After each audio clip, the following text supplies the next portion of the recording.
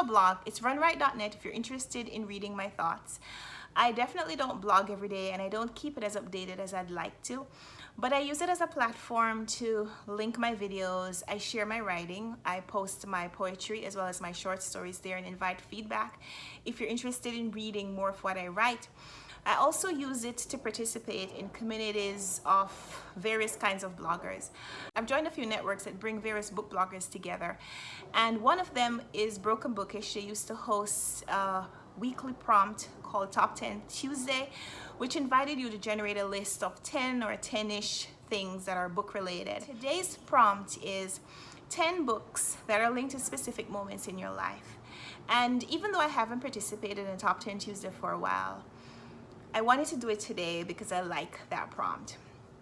And so I looked on my shelves and I found not quite 10, but maybe 9 books that are linked to specific moments in my life that I'm going to share with you. And some of these books, talking about them might make me a little emotional. So if I cry, I guess we'll just have to deal with that, I suppose. But I'm going to try to not cry on camera, except I might cry at all that noise that just started outside my window. But we're not going to focus on that. We're going to focus on the books. So, hey there, BookTube. Welcome back to my channel. I forgot. I didn't say that. So, first book that I'm going to tell you about is Wuthering Heights by Emily Bronte. This is the book that I brought with me when I came from Jamaica to New York.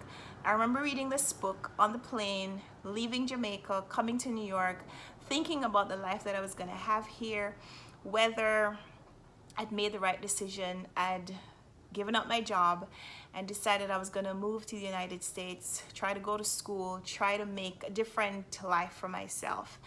And I had no idea if it was going to work out, except I knew that I could always go home if I changed my mind. But what that would be like if I gave up on the dream. So this is a novel that I was trying to read on the plane, but not quite able to immerse myself in Catherine and Heathcliff's love story, because I was imagining, am I going to be Catherine? Am I going to find my Heathcliff? And so I remember being on the plane, faced with some turbulence, and just being distracted by my thoughts about the future, my own future, and what that would mean, what my life would be like. So I can't recall this story. I don't remember too much about this story. I've owned the book since then. I came here in 2001, and I think it's time for me to reread this book, because even though I remember being on the plane reading this book, I remember writing my name in here just in case, you know, I got separated from my book and someone found it, and I'd have this, I don't know if it was going to be part of my story. I lost my book and someone would be able to find me. I didn't have a phone number to link with it. I didn't have an address to link with it. I wasn't sure where I was going to be and what my life would be like. But I remember having the book and trying to read it on the plane as I immigrated from Jamaica to New York in August 2001. I don't have the book that I was reading on September 11th, 2001. I don't remember if I was reading a book that day. There's a lot about that day that I've repressed, but this is the book that I was reading about 3 weeks prior to that event as I moved from Jamaica to New York City. Specific moment in my life, number 1. When I started college, I was taking a physics class, and I remember my professor's name was Herbert Ringel, and in discussing the physics, he would talk about how a lot of the things that we were learning were linked to things in the world. I mean, I guess that's what really good professors do. Anyway, he started to talk about this book called Longitude by David Sobel, and maybe a few days later, I went to the used bookstore and I saw this. It wasn't a bookstore. I went to the library sale and I saw this book on sale for $1. And I was so excited to brown nose to bring it to class and show it to him. I remember he opened it and he said, "Oh yeah, you got it for $1. I think I've told you that story here on BookTube before, because I remember showing you that $1 sign. And I read the book back then in early 2000s. I haven't read it recently, but this is a story of a man named John Harrison who found a way to keep clocks working even while the sailors were at sea, and this helped in establishing the lines of longitude that the story is about. So I think this is the first book that I bought based on a professor's recommendation that wasn't a textbook or some kind of required reading. because while the professor was talking about this book, he certainly wasn't telling us to go out and read the book. He was just talking about the length and breadth of his own reading experience.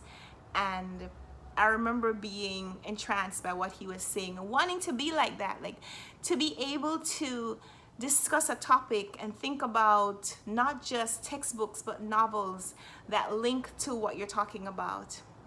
And so that might have been one of the first non-booktube recommendations that I followed. Maybe. Other books as we go through this list. Living History by Hillary Rodham Clinton. It's probably the first hardcover memoir that I bought brand new. I remember buying this in the college bookstore when I was probably in my first or second year of college, and I bought it new. This was a 20% off sticker that we got because we were buying books in the college bookstore. And I remember that I bought it after a conversation that I had with a guy that I was dating. Am I saying that on this channel? Anyway, yeah. Hillary Clinton had just released this book, and we were talking about politics and about how we wanted to know more about American politics as we were getting immersed in American culture, because he wasn't from here either. And I remember that I bought the book thinking how impressed he was going to be with me. I can't believe I'm sharing that story here on BookTube. But yeah, this book, I remember buying the book and showing it to him. We're not together anymore, so let's just use that as the point to say that relationship didn't go well. But I still have the book. First audiobook that I ever listened to, and I mean audiobook, post books on tape from my childhood. The first audiobook that I listened to as an electronic file, MP3 format, or whatever that is, was Outliers by Malcolm Gladwell. And of course, now I have the print format. But I remember I was gifted an iPod with a few audiobooks loaded onto it. I remember having a conversation with a friend who was trying to introduce Malcolm Gladwell to me, and I had never heard of the author before. And he said, okay, I'll get you the book. And I didn't have anything to listen to it on except maybe on my laptop, and I didn't know then how you transfer books to computers. This was years ago. Don't roll your eyes at me. This was really long ago. But in any case, he bought me this iPod Nano, so you'll know how long ago I'm talking about. And on it, he had this book, as well as Barack Obama's Dreams from My Father. So these are the first two books that I ever listened to on audiobook, and now I have the print formats, of course. Outliers by Malcolm Gladwell and Barack Obama's Dreams from My Father. So these are the first two audiobooks. And of course, I've gone on to read more books from these authors. Malcolm Gladwell is now one of my favorite nonfiction writers. And I've also read The Audacity of Hope by President Obama. Well, he wasn't president then, but you know what I mean. Later on in college, my economics professor recommended Freakonomics by Stephen Levitt and Stephen Dubner. And I remember reading this book and thinking about what critical thinking really meant. How you couldn't just assume that what you've been hearing your whole life, that is true. All these statistics that people come up with, and have we ever tested them? And I remember reading this book and thinking, everything that I know about this world could be a lie. So I remember being recommended this book by Professor, I don't remember his name, and I went out and read it. And then everything in class started to mean something different to me. Of course, I can't talk about books that are milestones in my life without mentioning the book that I wrote. It's complicated. Short stories about long relationships. Wrote this one in 2016. It's available on my website if you'd like to know more. I've also linked copies of these short stories to my blog. So again, if you check out my blog, runright.net, you can read a couple of these stories for free. And I have a couple of the stories also on Amazon for 99 cents. Not if you don't want to buy the whole book, you want to buy one story, you can get a Kindle version of a story for 99 cents, or you can go to my website and read some of them for free, or my other writing, that's fine too. I read Education by Ellen White when I was preparing for a leadership course in my church community. I did a Master Guide certification, which means I am at the highest level in terms of training young people for specific things. Pathfinding, which means outdoor skills, leadership skills, wilderness survival skills, that kind of stuff. I did a course, and one of the requirements was to read this book, and I fell in love with this book. In my church denomination, Ellen White is one of the people that we consider to be modern day prophets, in that her writings are very timely. She's written things that at the time she was writing them were prophetic, and now scientists are proving a lot of the things that she has said. But I don't want to get into a religious discussion. This book is about how to teach, the responsibility that we have as parents and as teachers of how to help raise children. And this book is significant to me because I grew up in a teaching family. Both of my parents are teachers. They were teachers throughout my childhood. They're still teachers, even though they've retired from official public service. They still teach privately. I was a teacher for a time, and I continue to work with students formally or informally.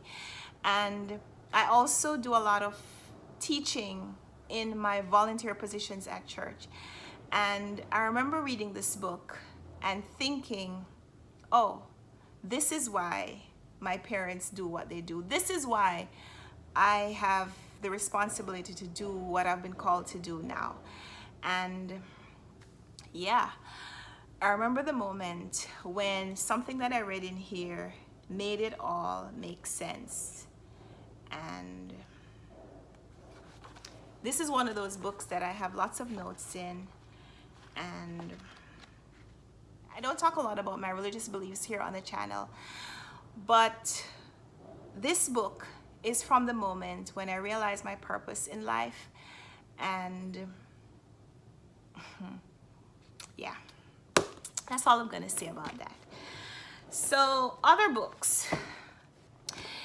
Bridget Jones's Diary by Helen Fielding is a really old book. I bought it in 2001, right after I moved here.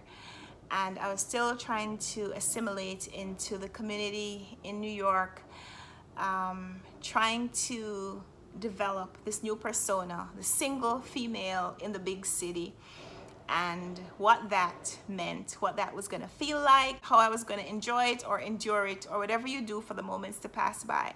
And I remember reading this book and thinking, wow, is that what being a single woman in a big city is like? And I remember reading this book as a young 20-something-year-old and not wanting this life at all, but thinking it was funny for someone else. Bridget Jones's Diary by Helen Fielding.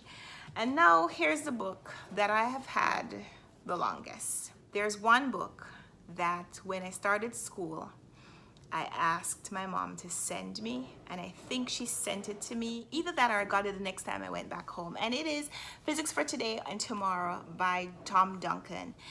It is a textbook, and it is the book that I've owned the longest, except it didn't start off being mine. It started off being my brother's. And I remember being a little girl, because my brother is 4 years older than me. I remember being a little girl and seeing my brother studying this book. And I remember this drawing. I don't remember who drew it, but I remember reading this over his shoulders when he was trying to get rid of his pesky, annoying little sister, and thinking, man, I want to understand this stuff. I want to know this stuff. I just so wanted to be him. I wanted to be like him, but I think I also wanted to be him because my brother is cool. And this is his handwriting in here. But even more than that, I said I was gonna cry. I'm not gonna cry, I'm just gonna laugh. This right here is his name. This is the stamp that you'd get in a book when you'd rent it from the school. And so if you returned it at the end of the year, you get some money back. So this is my brother's handwriting when he first got the book. He changed high schools, and then that's his handwriting afterwards. And then that is my name after I started high school. And my mom wrote my name up here, so this is my high school. And this book is from my childhood. I remember being the annoying, pesky little sister that my brother couldn't get rid of because I wanted to learn science. And now look at me, I'm an engineer. Thanks for watching this video. Leave me a comment down below if you have a book to share from a specific moment in your life, a book that when you look at it, you remember a specific moment in your life. I don't know what I said in this video, but thanks for indulging me. We'll talk in the comments, and until next time, happy reading. Bye.